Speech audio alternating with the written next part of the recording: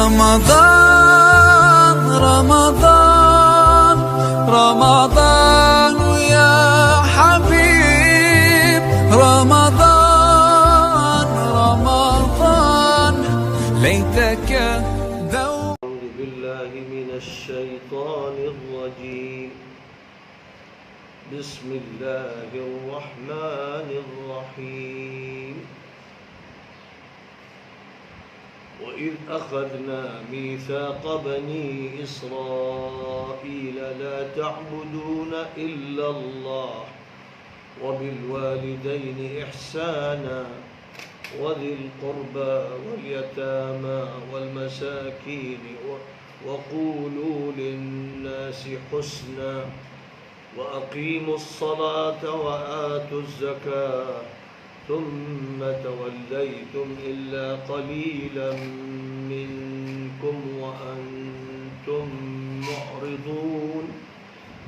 وإذ أخذنا ميثاقكم لا تسفكون دماءكم ولا تخرجون أنفسكم من دياركم ثم أقررتم وأنتم تشهدون. ثم أنتم هؤلاء تقتلون أنفسكم وتخرجون فريقا منكم من ديارهم تظاهرون عليهم بالإثم والعدوان وإن يأتوكم أسارى تفادوهم وهو محرم عليكم إخراجهم. أفتؤمنون ببعض الكتاب وتكفرون ببعض فما جزاء من يفعل ذلك منكم إلا خزي في الحياة الدنيا ويوم القيامة يردون إلى أشد العذاب وما الله بغافل عما تعملون. أولئك الذين اشتروا الحياة الدنيا بالآخرة فلا يخفف عنهم العذاب ولا هم ينصرون. ولقد آتينا موسى الكتاب وقفينا من بعده بالرسل وآتينا عيسى ابن مريم البينات وأيدناه بروح القدس. أفكلما جاءكم رسول بما لا تهوى أنفسكم استكبرتم ففريقا كذبتم وفريقا تقتلون. وقالوا قلوبنا غلف بل لعنهم الله بكفرهم فقليلا ما يؤمنون.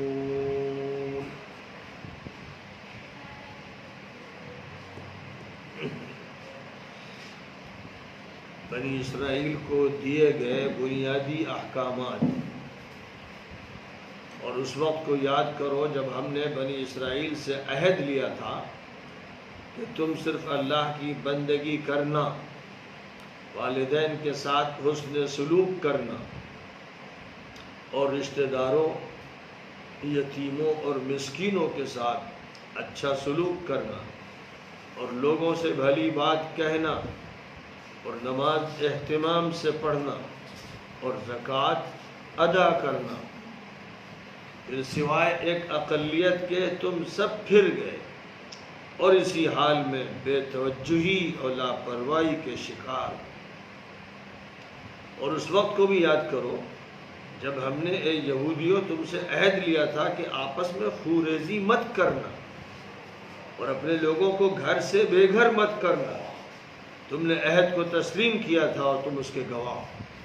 پھر یہ کیا اندھیر نگری ہے کہ تم اپنے ہی لوگوں کو مارتے ہو اور اپنے ہی کچھ لوگوں کو ان کے اپنے علاقے سے نکال باہر کرتے ہو، آپس میں مل کر گناہ اور ظلم ذاتی میں شریک ہوتے ہو، اور تمہارے پاس جب وہ گرفتار ہو کر آتے ہیں تو تم مل کر تم ان کا فدیہ بھی دیتے ہو، حالانکہ ان کا نکالنا ہی تم پر حرام. تو کیا تم کتاب الہی کے ایک حصے کو مانتے ہو اور دوسرے حصے کا انکار کرتے ہو۔ ایسا کرنے والوں کی سزا یہ ہے کہ دنیاوی زندگی میں انہیں رسوا و ذلیل ہونا ہے اور قیامت کے دن سخت ترین عذاب میں گرنا ہے۔ اللہ تعالیٰ تمہارے کرتوتوں سے غافل نہیں۔ یہ ہیں وہ لوگ جنہوں نے آخرت کو بیچ کر دنیا کی زندگی خریدی ہے، تو ان کے عذاب میں نہ تخفیف کی جائے گی اور نہ ان کو کوئی مدد مل سکے گی۔ ہم نے موسیٰ کو کتاب دی اور ان کے بعد پے بپے رسول بھیجے، اور عیسیٰ ابن مریم کو کھلے دلائل اور معجزات دیے، اور روح القدس جبرائیل سے ان کو قوت فراہم کی۔ پھر کیا یہ نہیں ہوا کہ جب بھی تمہارے پاس کوئی رسول تمہاری خواہشات کے خلاف پیغام لایا تو تم نے تکبر کی روش اختیار کی، اور بہت سے رسولوں اور مصلحوں کو تم نے جھٹلایا اور بہت سو کو قتل کیا۔ یہی ہیں وہ لوگ جنہوں نے اسلام نہ قبول کرتے ہوئے کہا کہ ہمارے دل مقفل ہیں، بلکہ اصل بات یہ ہے کہ اللہ تعالیٰ نے ان پر ان کے انکار اور کفران نعمت کی وجہ سے لعنت کی مار ماری ہے، اس لیے یہ بے ایمانی کا ہی مظاہرہ کرتے ہیں۔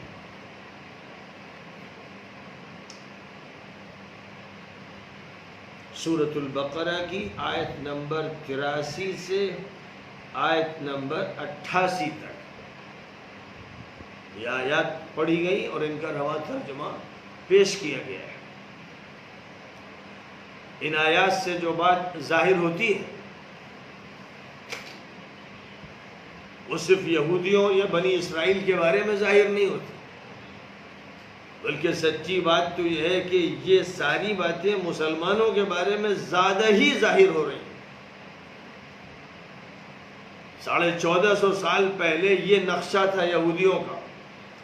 قرآن پاک جب مدینے میں اتر رہا تھا، جس مدینے میں یہودیوں کا قبیلہ بنو قینقاع، بنو نذیر، بنو قریظہ اور چھوٹے چھوٹے دیگر قبائل آباد تھے، جنہوں نے مدینہ منورہ پر ایک طرح قبضہ جما رکھا تھا، اور جو بیچارے بے پڑھے لکھے کاشتکار تھے ان پر اپنی دھوس جما رکھی تھی، اور اپنے سودی کاروبار سے ان کو معاشی جال میں پھنسا رکھا تھا، اور اپنے مدرسوں میں، اپنے اسکولوں میں جو کچھ وہ پڑھتے پڑھاتے تھے ان کی زندگیوں میں اس پر عمل نہیں تھا۔ اور نہ صرف یہ بلکہ بہت سی باتیں بچوں کو وہ پڑھاتے تھے جو خود ان کی کتاب کے خلاف تھی، اور دین میں جو باتیں من پسند ہوتی انہیں اختیار کرتے، اور جو باتیں محرمات سے، مکروہات سے روکنے کا مطالبہ کرتی ان کے بارے میں پھر پیش پیچ کرتے، ہیلے حوالے کرتے، مکر و فریب کرتے۔ دین کا تماشا بنا رکھا تھا، دین کو آدھا تیتر آدھا بٹیر بنایا تھا، دین کے حصے بکھرے کر دیے تھے، دین کے ٹکڑے کر دیے تھے۔ وہ دین کے جس سے ان کے مفادات پر ضرب نہیں پڑتی ہے اس کو حلوے کی طرح کھا لیتے تھے، اور وہ دین جس سے مفادات پر ضرب پڑتی، جس میں مطالبہ ہے جانی قربانی کا، مالی قربانی کا اور بہت سی قربانیوں کا، وہ دین ان کو بہت کھلتا تھا، اس کا بوجھ برداشت کرنے کے لیے تیار نہیں تھے۔ تو جو بنیادی احکام جہاں ذکر کیے گئے ہیں وہ تورات میں بیان ہوئے ہیں۔ تورات کا جو اولڈ ٹیسٹامنٹ ہے، جس کو عہد عتیق کہتے ہیں، اور تورات اس کا نام ہے، یعنی بائبل کا جو عہد عتیق ہے اس کا تورات نام ہے، اور تورات کے معنی شریعت کے ہوتے ہیں، قانون کے ہوتے ہیں۔ تو اس میں 10 کمانڈمنٹس کا ذکر آتا ہے۔ قرآن پاک میں وہ بنیادی فرامین اور احکام جو اللہ تعالیٰ نے انہیں دیے تھے، ان سے پہلے امتوں کو دیے، آخری امت کو دیے، ان میں جو ترتیب ہے، اور یہی ترتیب ہمیشہ اللہ کی طرف سے بھیجے ہوئے ہر رسول نے بتائی، اور اللہ کی طرف سے نازل کردہ ہر کتاب میں ذکر کی گئی، جس میں پہلا مطالبہ کسی نبی کی امت سے یہ ہوتا ہے کہ صرف اور صرف اللہ کی عبادت کرنا۔ معبود اللہ ہے، مسجود اللہ ہے، مالک اللہ ہے، حاکم اللہ ہے، خالق اللہ ہے، اس کے جو اسماء ہیں، اس کی نام ہے، صفات ہے، ان سے اس کی پہچان ہوتی ہے۔ لہذا اس کو پہچاننے کے لیے ضروری ہے کہ اس کی صفات سے واقف ہوا جائے۔ وہ اللہ ہے، وہ رب العالمین ہے، وہ الرحمن ہے، وہ الرحیم ہے، وہ مالک یوم الدین ہے۔ سورہ فاتحہ ہی میں یہ صفات اس کے بیان کر دی گئی، اور اس کے بعد مختلف مقامات پر پڑھتے جائیے اور اللہ کی صفات سے واقف ہوتے جائیے۔ تو اللہ کی معرفت اللہ کی صفات سے حاصل ہوتی ہے، کیونکہ صفت یہ بتاتی ہے کہ اللہ کی یہ خصوصیت، یہ خصوصیت، یہ کمال ہے، یہ قدرت ہے۔ اس لیے پہلی بات، پہلی دعوت، اس سے ہٹ کر کوئی دعوت نہیں چلتی۔ پہلے یہ کہ اللہ کی عبادت ہوگی، ایک مالک کی پوجا ہوگی، صرف ایشور کی پوجا ہوگی۔ سن لے ہر ہندو، سن لے ہر بدھسٹ کہ بدھا کی پوجا نہیں ہوگی، بدھا کی مورتی نہیں بنے گی، ایک ایشور کی بات مانی جائے گی۔ سن لے دنیا کے تمام لوگ، یہی ہے پیغام۔ یہی پیغام دیا تھا موسیٰ نے، عیسیٰ نے، یہی دیا تھا ابراہیم نے، یہی پیغام تھا کرشن کا، یہی پیغام تھا رام کا۔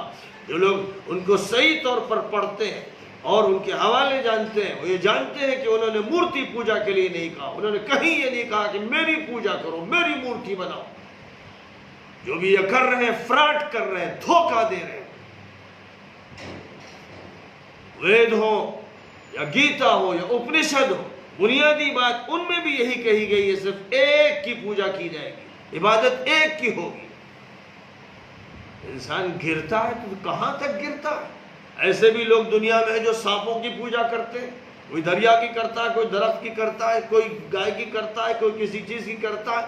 جو چیزیں اللہ نے استعمال کے لیے دی ہیں انہی کو معبود بنا لیتے ہیں۔ انسان کی گراوٹ کی کوئی انتہا نہیں۔ جب اس کی عقل مار دی جاتی ہے، جب اس کا فہم ختم ہو جاتا ہے، جب اس کا علم اس کے پیروں میں رون دیا جاتا ہے، تب وہ یہ حرکتیں کرتا ہے۔ پہلی تعلیم ہے اعبد اللہ لا تعبدون الا اللہ، صرف اور صرف اللہ کی عبادت ہوگی، مطلق اطاعت اللہ کی ہوگی، بندگی اللہ کی ہوگی، تابعداری اصلاً اللہ کے احکام کی ہوگی۔ پیغمبر اللہ کا ریپریزنٹیٹیو ہوتا ہے، نمائندہ ہوتا ہے، ترجمان ہوتا ہے، خلیفہ ہوتا ہے۔ اس کی بات اس لیے مانتے ہیں کہ اللہ کی بات ہے، اس کی بھی بات اس لیے مانتے ہیں۔ اور میں وَمَن يُطِعِ الرَّسُولَ فَقَدْ أَطَاعَ اللَّهَ، جس نے رسول کی اطاعت کی اس نے اللہ کی اطاعت کی۔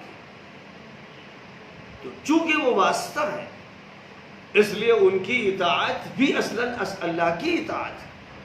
وَمَا أَرْسَلْنَا مِن رَّسُولٍ بِإِذْنِ اللَّهِ، جو بھی پیغمبر ہم نے بھیجا اس لیے بھیجا کہ اللہ ہی کی اجازت سے اور اللہ کے حکم سے ان کی بات مانی جائے۔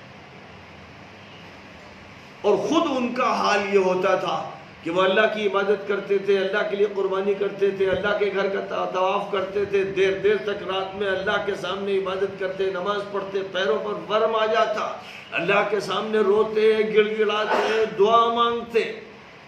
کبھی انہوں نے یہ نہیں کہا کہ میری پوجا کرو۔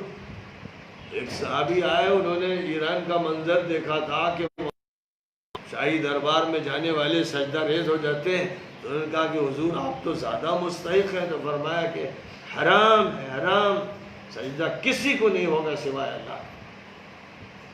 یہاں تک کہ یہ فرمایا اپنی وفات سے پہلے کہ خدا کی لعنت ہے یہودیوں اور عیسائیوں پر جنہوں نے اپنے نبیوں کی قبروں کو سجدگاہ بنا لیا۔ اے مسلمانوں، تم میری قبر کو سجدگاہ مت بنانا۔ فرمایا لعنت ہو ان لوگوں پر جو قبروں کو سجدہ کرتے ہیں۔ تو جب حضور کی قبر کو سجدہ حرام ہے، ملعون ہے وہ شخص جو سجدہ کرے، تو ذرا بتائیے کہ خواجہ غریب نواز اور خواجہ اور داتا گنج بخش اور نظام الدین اولیاء اور فلاں اور فلاں، ان کو سجدہ کرنا جائز ہو جائے گا جو حضور کے غلام کے غلام کے غلام کے غلام ہیں، حضور کی خاک پاں ہیں یہ لوگ؟ ان کو جو سجدہ کرے گا اس کا مطلب وہ مشرک ہے، علی الاعلان مشرک ہے۔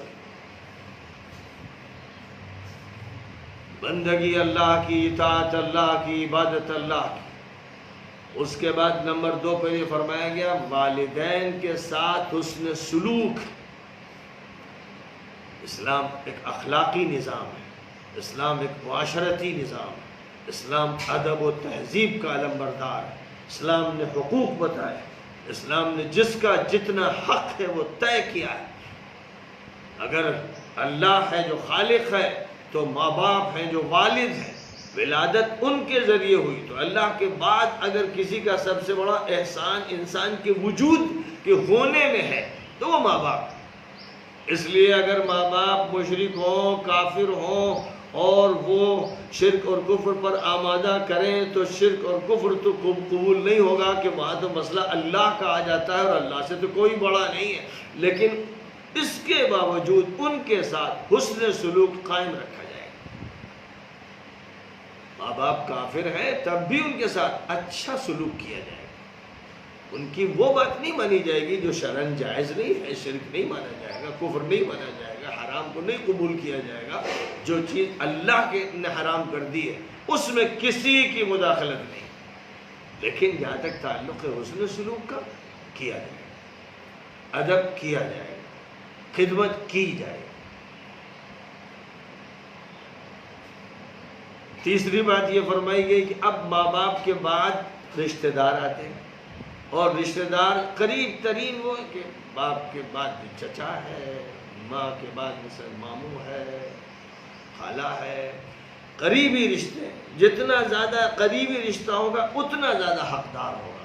پھر دھیرے دھیرے رشتے دور پھیلتے چلے جاتے ہیں، حق کم ہوتا جاتا ہے. کہ یہی فطری تقاضا ہے، یہی نیچرل وے ہے، یہی انسانی حقوق کا طریقہ کار ہے جن سے ہر وقت سامنا ہوتا ہے. پہلے نمبر پر تو ماں باپ ہوئے، اس کے بعد بھائی بہن اور دیگر رشتہ دار ہوئے، اور اس کے بعد میاں بیوی کے کچھ خاص حقوق ہیں وہ بھی طے کر دیے گئے. اور پھر رشتہ دار ہیں، وہ رشتہ دار جو باپ کی نسبت سے رشتہ دار ہیں، ماں کی نسبت سے رشتہ دار ہیں. ان رشتہ داروں کا خیال کرنا ہے، ان کے ساتھ حسن سلوک کرنا ہے، ان کے حقوق ادا کرنے. نمبر 4 پر ذکر کیا گیا یتیموں کا. اب یتیم تو وہ ہوا جو اجنبی ہے، غیر ہے، لیکن یتیم مسلم معاشرے میں غیر نہیں ہے. مسلم معاشرے کو یہ سمجھایا گیا ہے کہ یتیم کسی کا بھی ہو وہ تمہارے بیٹے کی طرح ہے. اس پر شفقت کا، اس کے سر پہ ہاتھ رکھو، اس کی ضروریات کی کفالت کرو، اس کی تعلیم کا انتظام کرو، اس کی دیکھ ریکھ کرو. اسے یہ لگے ہی نہ کہ میرے باپ نہیں، یہ غم اس کو نہ کھائے، یہ دکھ اس کو نہ ہو سکے. اس کو ایسا لگے کہ میرے ایک ابا تھے، ان کا انتقال ہوا تو پورا محلہ میرا باپ بن گیا، اب میرے والد کے سارے دوست میرے لیے باپ بن گئے.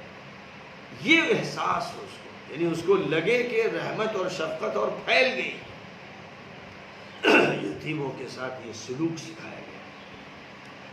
پھر یتیموں کے بعد اب عام غربا، محتاج، پریشان حال، بے روزگار، جو سب یہ مساکین کے اندر آ گئے. مسلم ہوں، ہندو ہوں، سکھ ہوں، عیسائی ہوں، قریب ہوں، بعید ہوں، کسی برادری کے ہوں، برہمن ہوں، شودر ہوں، کچھ بھی ہوں، اسلام ان میں فرق نہیں کرتا. اسلام انسان کو دیکھتا ہے. انسانیت کا علم بردار روئے زمین پر اگر کوئی مذہب ہے تو صرف اور صرف اسلام، جو انسان کی قدر کرتا ہے، وہ کالا ہو یا گورا ہو، امیر ہو یا غریب ہو، چھوٹا ہو یا بڑا ہو. اب اگر وہ غریب ہے تو یہ نہیں دیکھا جائے گا کس برادری کا ہے، کس علاقے کا ہے، رنگ کیسا ہے، قد کیسا ہے، اور کس قوم کا ہے، کس مذہب کا ہے. یہ نہیں دیکھا جائے گا، ہر غریب کی مدد کی جائے گی. آپ بتائیے دنیا میں کون ہے جو اس وسعت کا دعوے دار؟ دنیا کے ملک اسی میں تباہ ہو گئے کہ نسل کی بنیاد پر، رنگ کی بنیاد پر، برادری کی بنیاد پر جنگیں برپا ہوئی. یورپ میں گوروں اور کالوں کے درمیان فرق کر کے کالوں کو شودر بنایا گیا، اور ہمارے اس ملک میں یہاں کی جو اصل آبادی تھی، دراویڑین نسل کے لوگ اور دیگر نسلوں کے لوگ، ان پر باہر سے آنے والے قابض ہو گئے، ان کو شودر بنا دیا، ذلیل بنا دیا، ملیش بنا دیا. یہ ظالم و قاتل و مجرم و فرعون ہیں جنہوں نے معاشرے کو دکھی بنایا، اس کو ذلیل کیا اور برادری اور برادری میں فرق کیا۔ پہلی بات یہ ہوئی کہ اللہ کی بندگی کرو، دوسری بات ماں باپ کے ساتھ حسن سلوک کرو، تیسری بات کہ رشتہ داروں کے ساتھ بھی اچھا سلوک کرو، چوتھی بات کہ یتیموں کے ساتھ اچھا معاملہ کرو، اچھا سلوک کرو، اور مسکینوں غریبوں کے ساتھ اچھا معاملہ کرو۔ پانچویں بات اور چھٹی بات وَقُولُوا لِلنَّاسِ حُسْنًا، ہر آدمی سے بھلی بات کرو، بھلی بات کہو، یعنی عمومی طور پر لوگوں سے بھلی بات کہو۔ جو لوگ بات کرتے ہیں مذہبی تفریق کی، جو بات کرتے ہیں کہ فلاں جماعت نے کرونا وائرس پھیلا دیا، جو خود بیمار ہے، پریشان ہے اور دکھی ہے، اس کا مذاق اڑایا جا رہا ہے، اس کا تماشا کیا جا رہا ہے، اس کو زبردستی مجرم بنایا جا رہا ہے، یہ وہی کر سکتا ہے جس کے اندرون کے اندر جرائم ہیں، جس میں جرائم کی جڑیں گہری ہیں، اور وہ نفرت کرنے والا انسان ہے، انسان نہیں بھیڑیا ہے، کسی جنگل کا درندہ ہے، وہ یہ حرکتیں کر سکتا ہے۔ کوئی شریف انسان یہ زبان نہ بول سکتا ہے، نہ اس طرح کی باتیں کر سکتا ہے۔ اسلام نے سکھایا تمام لوگوں سے بھلی بات کہو، اچھی بات کہو، عمدہ بات کہو۔ ساتویں بات یہ فرمائی گئی کہ اللہ کی عبادت کرو، نماز کو قائم کرو، نماز کو آداب کے ساتھ پڑھو، اہتمام سے پڑھو، مقصد کے ساتھ پڑھو۔ آٹھویں بات یہ کہی گئی کہ زکوٰۃ ادا کرو، اللہ نے تمہیں اگر پیسہ دیا ہے اور اتنا دیا ہے کہ تمہاری ضرورتوں سے فاضل سال بھر جو رقم تمہارے پاس پسماندہ رہتی ہے اس میں سے صرف 2.5 روپے فیصد لاؤ، 100 میں 2.5 روپے، کچھ بھی نہیں۔ لیکن جب انسان کنجوس ہوتا ہے، بخیل ہوتا ہے، منحوس ہوتا ہے، مردود ہوتا ہے، تو وہ 2.5 روپے بھی دینے کے لیے تیار نہیں ہوتا۔ آج اگر سارے دولت مند اپنی اپنی زکوٰۃ صحیح طور پر نکالیں تو روئے زمین پر کوئی غریب باقی نہیں رہے گا، یہ اللہ کا دیا ہوا نظام۔ لیکن زکوٰۃ کی چوری کرنے والے مجرم و خبیث، جن کا مال کل ان کے جسم پر داغا جائے گا، انہیں ہوش نہیں ہوتا۔ اس کے بعد پھر اللہ یہ فرما رہا کہ یہ ہم نے احکامات دیے تھے اور تم نے روگردانی کی۔ یہ بات اس وقت یہودیوں سے کہی جا رہی تھی، مسلمانوں سے نہیں۔ لیکن آج مجھے بتائیے کہ جب میں گفتگو کر رہا ہوں تو سب سے زیادہ اس گفتگو کا انطباق مسلمانوں پر ہو رہا ہے کہ نہیں ہو رہا ہے؟ آج اللہ کی بندگی کتنے مسلمان ہیں جو چھوڑ رہے ہیں، جو نماز نہیں پڑھتے، مردود منحوس نماز چھوڑتے، جو روزہ نہیں رکھتے، جو زکوٰۃ نہیں دیتے، یہ مسلمان ہیں؟ اسلام کے ماتھے پہ کلنک کا ٹیکا ہے، یہ چیچک کے داغ ہیں، یہ وہ لوگ ہیں کہ ان کے وجود سے اسلام ترقی نہیں کر پا رہا، لیکن انہی کی کثرت ہے، مسجدیں ویران ہو جاتی ہیں۔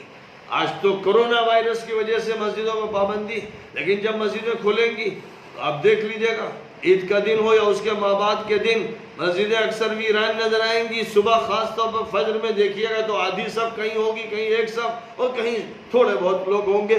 محلے میں 5,000 ہوں گے، 10,000 ہوں گے، مسجد میں مشکل سے 10 ہوں گے، 20 ہوں گے۔ جب یہ واقعہ ہے تو سمجھ لیجئے خطاب کس سے ہو رہا ہے، کیا عبادت کا کیا حال ہے۔ والدین کے ساتھ سلوک دیکھ لیجئے، عام طور پر نوجوان جو آج فلمی دنیا سے لگے ہیں، فیشنیبل بنے ہوئے ہیں، تعلیم ان کو دلائی جاتی ہے، ماں باپ انہیں جب وہ بچے ہوتے ہیں پالتے ہیں، جب وہ بڑے ہو جاتے ہیں تو اب دوستی یاری اور گھومنا پھرنا اور ماں باپ کے حقوق کو فراموش کرنا، ان کی خدمت نہ کرنا، بس یار باشیوں کے چکر میں رہنا، اور پھر وہ کلچر، وہ شیطانی ابلیسی گندا غلیظ کلچر جس میں بوائے فرینڈ اور گرل فرینڈ یعنی اجنبی لوگ ایک دوسرے سے ملتے ہیں اور وہ مل کر شریعتوں کو رونتے ہیں، حیا کا قتل کرتے ہیں، شرم کو مارتے ہیں، معاشرے کو زہر دیتے ہیں۔ ظاہر ہے کہ یہ سب سے بڑے وہ مجرم ہوتے ہیں جن کو ماں باپ کا کوئی خیال نہیں۔ بات یہودیوں کی نہیں ہو رہی ہے، جس وقت ہو رہی تھی وہ دور لگ گیا، اب وہ بہتر ہے مسلمانوں سے۔ مسلمانوں کے یہاں کا جو منظر ہے وہ آنکھوں سے نظر آ رہا ہے، کوئی خیال نہیں ہے، کوئی واہمہ نہیں ہے۔ جو ماں باپ کے ساتھ جو اچھا سلوک نہیں کرتے وہ رشتہ داروں کا خیال کریں گے۔ حالت یہ ہے کہ آپ خبروں میں بھی پڑھتے ہیں، کبھی اخبار میں آ جاتا ہے اور نہیں آتا ہے کہ کبھی چچا نے بھتیجے کو مار دیا، بھتیجے نے چچا کو مار دیا، ماموں نے بانجے کے ساتھ کر دیا، بھائی نے بھائی کا قتل کر دیا، یہاں تک کہ یہ خبریں آتی ہیں کہ بیٹے نے باپ کو مار دیا۔ ایسی ہولناک خبریں، خوفناک خبریں کہ آدمی حیران ہو جاتا ہے، کیا فطرت اتنی مسخ ہو جاتی ہے؟ لیکن یہ واقعات ہیں۔ اور بیچارے یتیم جو لوگ اپنے ماں باپ کے نہیں، رشتہ داروں کے نہیں، جو اپنے چچا کا نہیں، جو اپنے ماموں کا نہیں ہوا، جو اپنے بھتیجے کا نہیں ہوا، جو اپنے بھانجے کا نہیں ہوا، جو اپنے سگے بھائی کا نہیں ہوا، جو رشتوں کو کاٹ دے، توڑ دے، تو اس سے پھر کیا امید کی جائے گی کہ وہ یتیموں کا خیال کرے گا، مسکینوں کا خیال کرے گا، جب اس کے دل کے اندر، جس کے دل کے اندر وہ بات ہی نہیں ہے، وہ نرمی ہی نہیں ہے، نہ اللہ کی اطاعت ہے، نہ حسن سلوک کا جذبہ، تو بس وہ تو ایک نفسی کی پکار لگانے والا ایک ایسا حیوان ہے، ایک ایسے کھانے پینے والا جانور ہے جو باڑے کے لائق ہے، اور بس اس کو چارہ دے دیا جائے تو وہ مست رہتا ہے۔ پھر اس کے بعد جو بات فرمائی گئی کہ لوگوں سے بھلی بات کہو، اچھی بات کہی جائے، دین کا جو تقاضا ہو، جہاں دین کا جو تقاضا ہو، یہ بھلی بات کا مطلب یہ کہ جو بات اللہ کو پسند ہے، یہ اس کا مطلب یہ نہیں کہ ظالم سے کہا جائے آپ تو بہت اچھے آدمی ہیں ماشاءاللہ، بدماش سے کہا جائے سبحان اللہ آپ سے تو اچھا کوئی آدمی نہیں، بے نمازی سے کہا جائے کہ بھئی آپ جو ہے واقعی قابل قدر ہے، تو یہ بولی بولنے والے خود ذلیل و ملیچ و گندے اور ناپاک ہیں۔ دعوت کے لیے خطاب ہوگا تو گالیاں نہیں دی جائیں گی، لیکن یہ مطلب بھی نہیں ہے کہ جو مجرم ہوگا اسے آپ بے گناہ بولو گے، ظالم کو مظلوم کہو گے، مظلوم کو ظالم کہو گے، یہ تو ایسا بدترین جرم ہے کہ جس پر سوائے لعنت کے اللہ کی طرف سے اور کچھ نہیں آتا ہے۔ اس لیے جو قولوا للناس حسنا فرمایا گیا، اس کا مطلب جو چیز اللہ کے ہاں پسندیدہ ہے، اللہ نے جو عمل کیا ہے، جو اللہ نے بتایا ہے، جہاں اللہ نے بتایا کہ فلاں کی تعریف کرو وہاں تعریف کرو، جہاں بتایا کہ فلاں کے خلاف بات کرو اور یہ کہہ دو کہ تو ظالم ہے، وہاں وہ کرنا پڑے گا۔ نماز کو قائم کرنا ہے، زکوٰۃ کو ادا کرنا ہے، اور اس کے بعد جو بات فرمائی گئی کہ تم ان چیزوں سے روگردانی اختیار کر کے بالکل ایسی زندگی گزار رہے ہو جیسے شتر بے مہار ہو۔ یہ احکام بیان کرنے کے بعد پھر اللہ تعالیٰ نے کہا کہ تم سے عہد لیا گیا تھا کہ اتحاد کے ساتھ رہو گے، آپس میں خون نہیں بہاؤ گے ایک دوسروں کا، ایک گھر سے بے گھر نہیں کرو گے، تم نے اقرار کیا تھا، تم اس کے گواہ ہو، لیکن آج تمہاری حالت یہ ہے کہ تم ایک دوسرے کو قتل کر رہے ہو، گھر سے بے گھر کر رہے ہو، لوگوں کو وطن سے نکال رہے ہو، اور جرائم کے ساتھ ایک دوسرے کو مدد فراہم کر رہے ہو، اور اس کے بعد ڈرامہ بازی کے لیے کوئی گرفتار ہو کے آتا ہے تو پھر اس کا فدیہ بھی دے کر دکھاتے ہو کہ ہم تو بہت ہی خیال کرنے والے ہیں۔ یہ ساری حرکتیں تم کرتے ہو۔ یہ یہودیوں کے امراض تھے کہ آپس میں بڑی لڑائیاں ان کی ہوئیں، اور عیسائیوں اور یہودیوں میں بھی بڑا کچھ تو خون ہوا، اور مدینہ منورہ میں جو قبیلہ اوس تھا اور قبیلہ خزرج تھا، یہ دو بڑے قبیلے تھے، یہودی جو ہے کچھ اوس کے ساتھ ہو جاتے تھے، کچھ خزرج کے ساتھ ہو جاتے تھے، ایک دوسرے کا پارٹ لیتے تھے، ان میں آپس میں لڑائیاں ہوتی تھی، تو پھر یہ ان کے ساتھ شامل ہو کر اس لڑائی کا فائدہ لینا چاہتے تھے۔ مقصد ان کا صرف یہ تھا کہ یہ ایسے گروہ کی شکل میں رہیں کہ ان کو لڑوا کر ان کی طاقت توڑیں، اور اس کے بعد ہتھیار بیچیں، ان کو ہتھیار بیچیں اور ان سے نفع حاصل کریں۔ یہ کردار تھا یہودیوں کا۔ خود جیوش انسائکلوپیڈیا میں لکھا ہوا ہے کہ مدینہ منورہ میں اوس اور خزرج میں جب جنگ بعاث ہوئی، بعاث نامی ایک جنگ ہوئی، تو اس وقت یہودی دو گروپ میں بٹ گئے. ایک وہ گروپ تھا بنو نذیر کا اور بنو قریظہ کا جو قبیلہ اوس کے ساتھ کھڑا ہو گیا, اور ایک بنو قینقاع کا گروپ تھا جو خزرج کے ساتھ کھڑا ہو گیا. شکست خزرج کے لوگوں کو ہو گئی تھی, اوس کے لوگ جو ہے کامیاب ہو گئے تھے. لیکن انہوں نے یہ پہلے عمل کیا کہ پہلے ان کے ساتھ شامل ہو کر ان کا الائنس بنا دیا, اور پھر خوب ظلم کیا, خوب ننگا ناچ کیا, قتل و غارت گری مچائی, اور اس کے بعد پھر اپنے مفادات کے چکر میں پڑ گئے. یہ بات کس کے بارے میں کہی جا رہی ہے؟ 1450 سال پہلے کے یہودیوں کے بارے. اب مجھے بتائیے, اسرائیل میں آپس میں جنگیں ہو رہی ہیں؟ اسرائیل میں وہ قتل و غارت گری ہو رہی ہے جو قتل و غارت گری عراق میں, سیریا میں, لیبیا میں, یمن میں, تیونس میں, مصر میں سب جگہ ہوئی اور ہو رہی ہے. جو بات یہودیوں کی تھی محدود پیمانے پر, امت مسلمہ میں وہ بڑے پیمانے پر اتنی شدت کے ساتھ ہوئی کہ وہاں اگر 10 20 100 50 لوگ مر جاتے ہوں گے تو یہاں لاکھوں کی تعداد میں لوگ مارے جائیں. مسلم حکومتیں آپس میں لڑتی ہیں, اور مسلم حکومتیں اسلامی جماعتوں کو کچلنے کے لیے, پیسنے کے لیے اپنی کارروائی اس طرح کرتی ہیں جیسے دشمنوں کے خلاف کوئی ملک چڑھائی کرے. یہ ہے وہ منظرنامہ. اس لیے یہ مت سمجھیے گا, اور میں مدرسین سے کہتا ہوں جب تفسیر پڑھایا کریں تو ماضی کی کہانیاں نہ سنایا کریں, اور اس طرح نہ سمجھائیں کہ مسلمان خیر امت ہے. دیکھیے یہودیوں کا کیا حال تھا, یہ بولی نہ بولا کریں. قرآن جس وقت کی بات کر رہا ہے اس کو ذکر کر دیں, لیکن جس مقصد سے قرآن یہ بات کر رہا ہے وہ مقصد ہے عبرت انگیزی کا.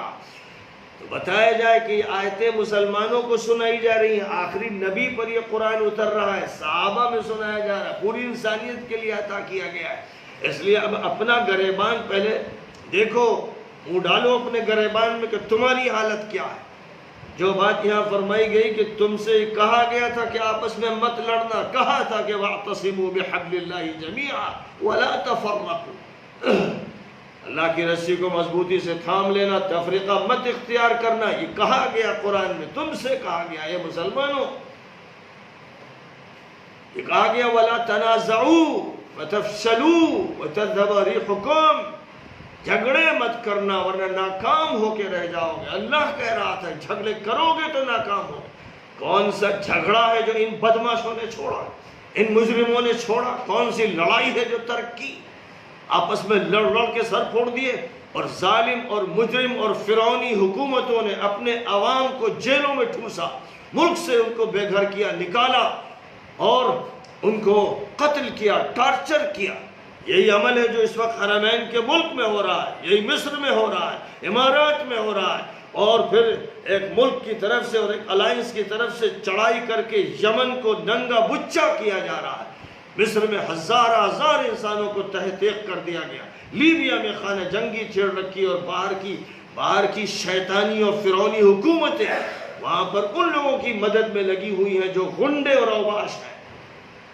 یہ سب ہو رہا ہے, ہماری آنکھیں دیکھ رہی ہیں, روز اخبار میں پڑھتے ہیں, چینل پہ دیکھتے ہیں. یہ ماضی کا قصہ نہیں ہے.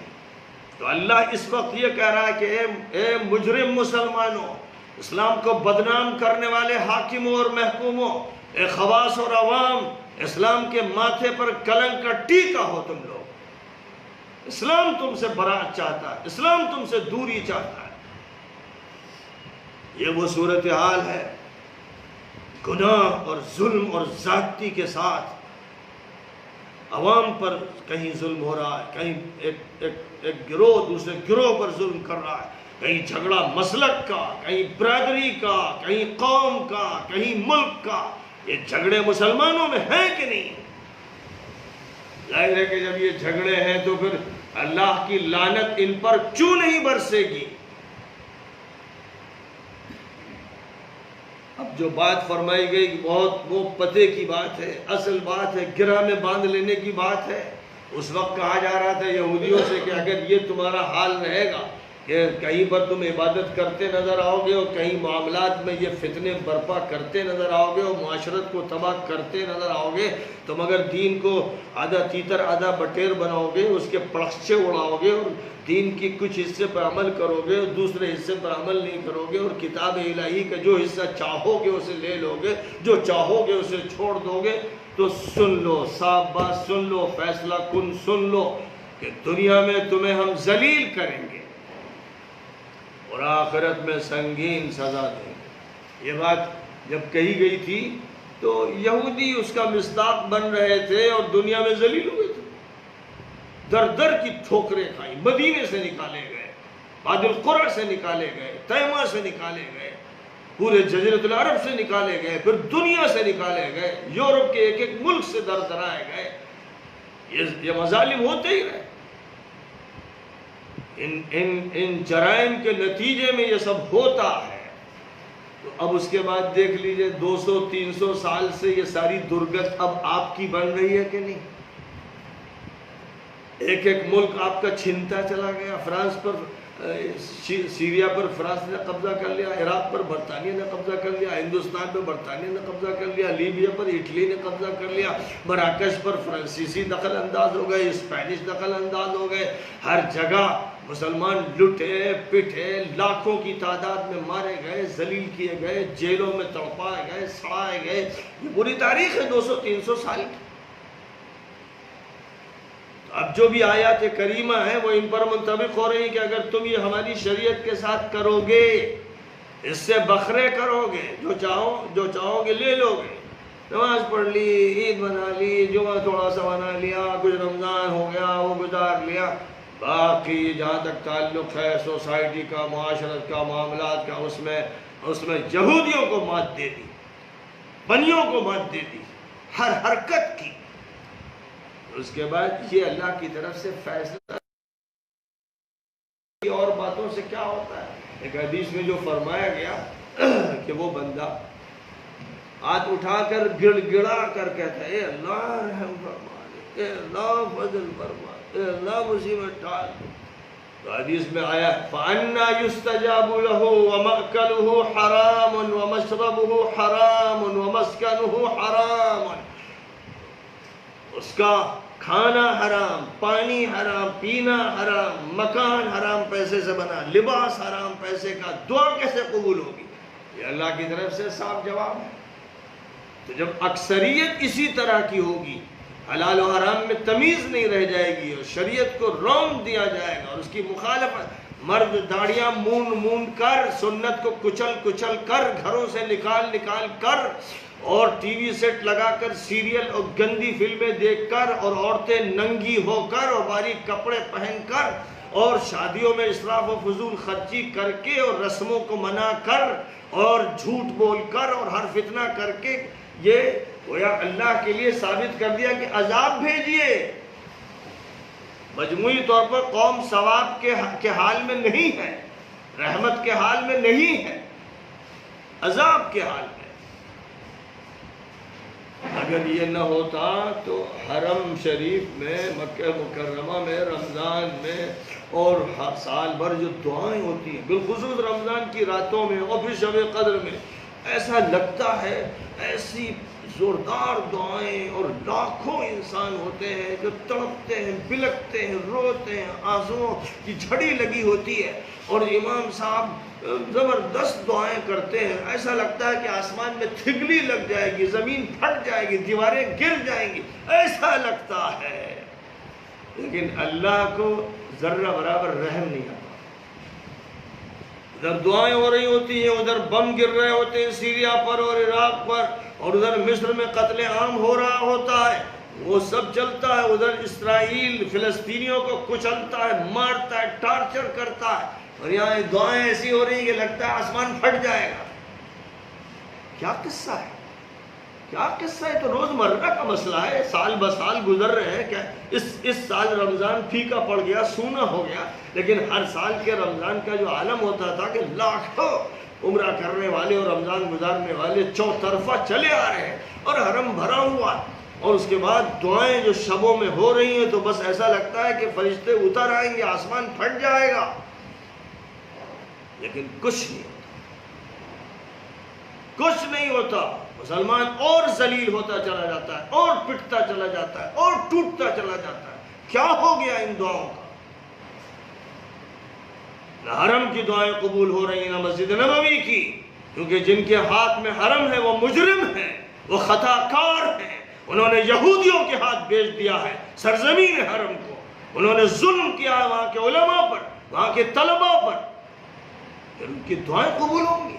ہاں، جو مخلص ہے تڑپ کر اپنے دائرے میں دعا کر رہا ہے اور خود وہ ظلم سے اور زیادتی سے گناہ سے بچا ہے، اس کی قبول ہوگی، اس کی قبول ہوگی انشاءاللہ، اس کی دعا رد نہیں ہوگی۔ لیکن مجموعی طور پر امت کی دعائیں قبول نہیں ہو رہی۔ اور جہاں تک حکومتوں کا تعلق ہے، وہ تو دعا کا کوئی مطلب ہی نہیں، ان کو دعاؤں سے کوئی دلچسپی نہیں، ان کو تو یہودیوں سے دوستی سے دلچسپی ہے۔ دعا ڈرامہ ہے، دعا صرف دکھاوا ہے۔ اس لیے فرمایا کہ یاد رکھو کہ جن لوگوں کا حال یہ ہے کہ دین کا کچھ حصہ لیتے ہیں اور باقی حصہ چھوڑ دیتے ہیں، ان کو دنیا میں ہم ذلیل کر کے رہیں گے اور آخرت میں سخت سزا دیں گے۔ موسیٰ کو ہم نے کتابیں دی تھیں، کتاب دی تھی تورات، اور ان کے بعد بھی رسول بھیجے تھے۔ پھر عیسیٰ ابن مریم بھی تمہارے پاس آئے تھے، جن کو جبرائیل کی خصوصی مدد ہم نے دی تھی، لیکن بولو، ان سے کہا جا رہا ہے، ابھی ان سے کہا جا رہا ہے، بولو، جب تمہارے پاس کوئی رسول آیا، تمہاری برائیوں پر اس نے ٹوکا، تمہارے جرائم پر اس نے روک لگانی چاہی، تمہاری اصلاح کرنے کی کوشش کی، تو تم نے اسے جھٹلایا، یہاں تک کہ اس کی گردن پر تم نے تلوار چلائی۔ یہ حالات، یعنی سوچ کر انسان حیران رہ جائے کہ کیا ایسا بھی ہو سکتا ہے؟ حضرت الیاس کو صرف اس لیے کہ انہوں نے قوم کی اصلاح کی کوشش کی اور لوگوں کو برائیوں سے روکنے میں لگے، شہید کر دیا گیا۔ حضرت زکریا نے وقت کی حکومت کو بھی مخاطب کیا اور عوام کو کہ اپنے بگاڑ اور جرائم کی زندگی چھوڑ دو، انہیں شہید کر دیا گیا، ایک حوض میں لٹکا کے مار دیا گیا۔ حضرت یرمیاہ نبی نے صدا لگائی، اعلان کیا کہ اے لوگوں، خدا کا عذاب آ جائے گا، اپنی برائیاں ترک کرو۔ قوم کے بڑوں نے ان کو شہید کر دیا۔ حضرت یحییٰ نے دعوت دی، اللہ کی طرف رجوع کرنے کی بات کہی اور لوگوں کی اصلاح کی کوشش کی، تو وقت کا جو اس وقت رومن امپائر میں وہاں حاکم تھا ہیروڈ، اس کی بیوی نے سب سے زیادہ ہنگامہ مچایا کہ یہ کون ملا ہے جو یہ سب باتیں کرتا ہے، میں تو یہ چاہتی ہوں کہ اس کی گردن اتار دی جائے، ہم لوگوں کو پابندی لگا رہا ہے۔ تو بادشاہ نے اپنی بیوی فاحشہ، بدماش، جہنمی بیوی کی خواہش پوری کرنے کے لیے ان کی گردن کٹوا کر تھالی میں رکھ کر اس عورت کے سامنے پیش کی۔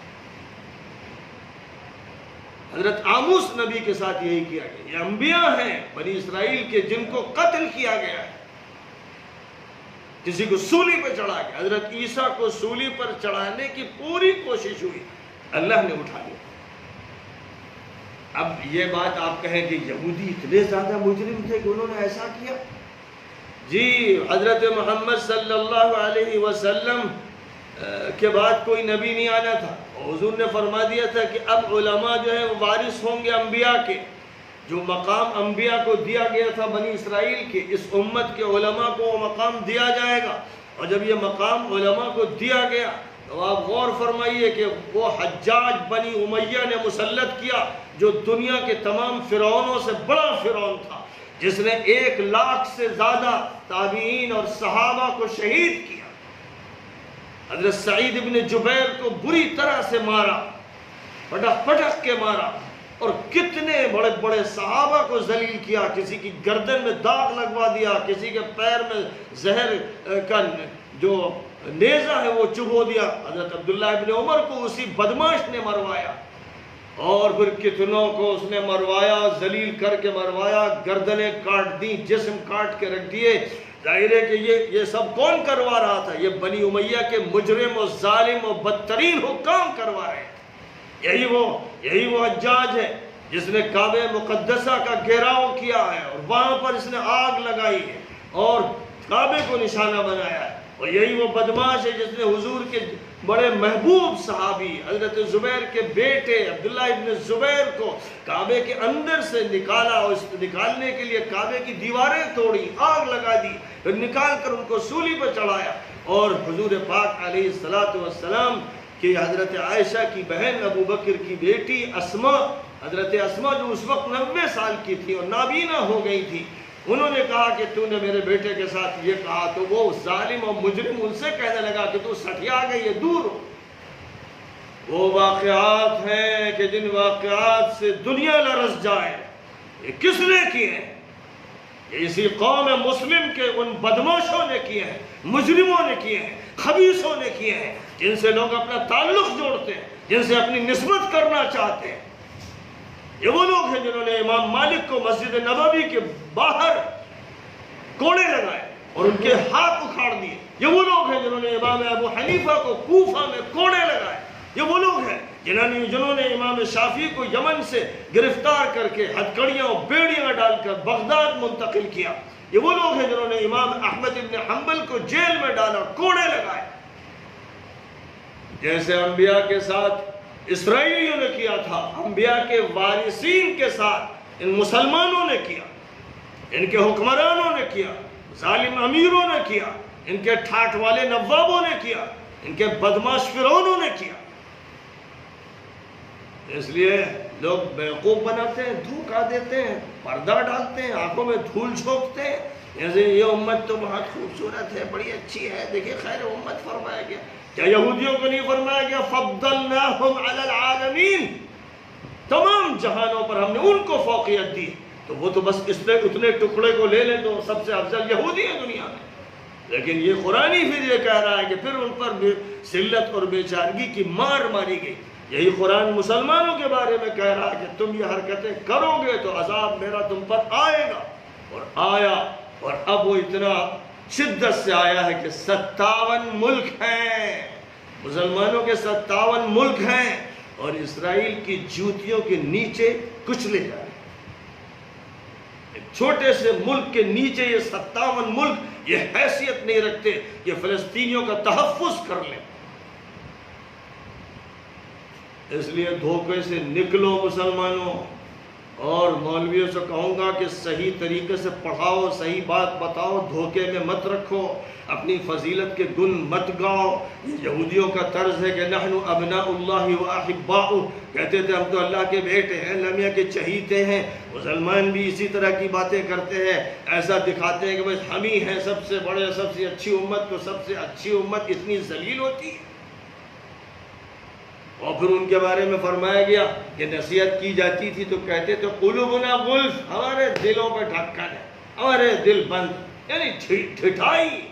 آج یہی حالت ہے کہ کتنے ایسے لوگ ہیں جو علماء اور مخلصین اور ربانی معلمین کی باتیں سننے کے لیے تیار نہیں، ان کے خلاف بولتے ہیں، بڑبڑاتے ہیں، بھونکتے ہیں، بدبداتے ہیں، شرری قسم کے انسان ان کو نشانہ بناتے ہیں، اور یہ کہہ دیتے ہیں کہ ہم سننی نہیں ہمیں تمہاری بات۔